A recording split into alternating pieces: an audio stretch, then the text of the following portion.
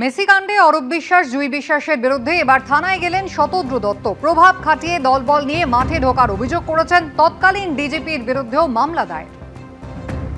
অভিযোগ তো আমার হয়েছে x sports minister Arup Biswas, তারপরে ওনারই রিলেটিভ জুই বিশ্বাস এবং আরো কিছু আমলা প্লাস পুলিশের এগেনস্টে যেহেতু কেস, তখনকার এক্স ডিজি এখনকার এক্স ডিজি রাজীব কুমারের এগেনস্টও রেখেছি আমরা। বেসিক্যালি আমার ইভেন্টটাকে স্যাবোটেজ করা হয়েছিল।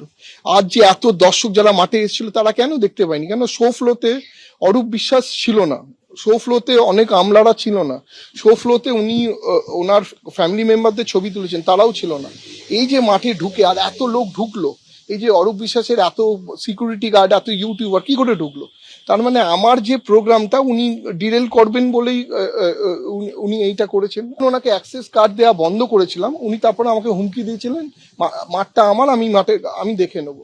আমি যেই অ্যাক্রিডিটেশন কার্ডটা দিয়েছি, আমার কোনো লোক উইদাউট আইডি কার্ড ছিল না মাঠে, এবং মাঠে আমার পিআর আর আমার 2-3 জন টিম ছাড়া মাঠে কেউ ঢোকেনি।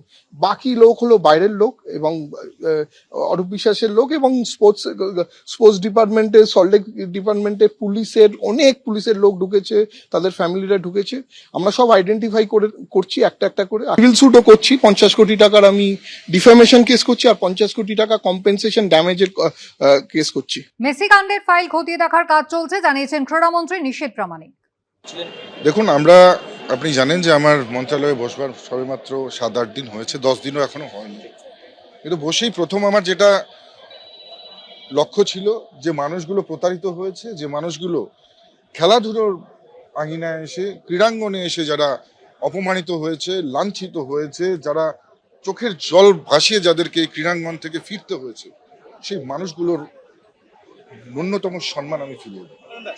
এবং যে কারণে আমি প্রতিজ্ঞাবদ্ধ হয়েছি যে মেসি ফাইল অলরেডি আমরা সেটা তদন্ত চলছে, সেই ফাইলের স্টাডি চলছে এবং নিশ্চিতভাবে এর পেছনে যারা কালপিট রয়েছে তাদেরকে যেমন খুঁজে বের করা হবে, ঠিক একই রকম ভাবে আমরা যে এজেন্সি প্রোগ্রাম করেছে তাদেরকে বলেছি যে কোনো প্রকারেই হোক, যারা কষ্টার্জিত অর্থ খরচ করে মেসিকে দেখতে এসেছিলেন এবং যাদের চূড়ান্ত অপমানিত হয়ে ফিরতে হয়েছে, তাদের প্রত্যেকের কষ্টার্জিত অর্থ ফেরত দিতে হবে।